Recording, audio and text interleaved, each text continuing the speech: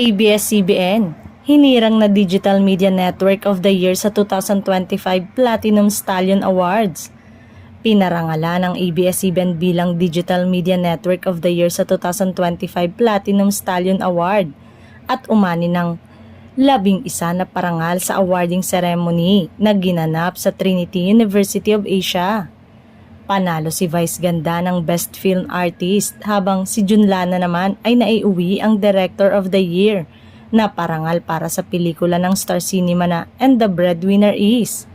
Ang morning talk show na Magandang Buhay ay kinilalang Celebrity Talk Show of the Year habang ang It's Showtime ay nanalo ng Best Noontime Show. Samantala, itinanghal ang Rainbow Rumble na Best Game Show habang si Luis Manzano ay pinarangalan ng Best Variety Show Host.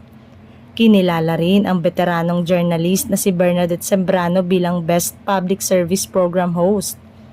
Pinarangalan ang Bini bilang Filipino Girl Group of the Year habang ang BGYO naman ay kinilala bilang Filipino Boy Group of the Year. Panalo rin ang Music Video of the Year ang Cherry on Top ng Nations Girl Group.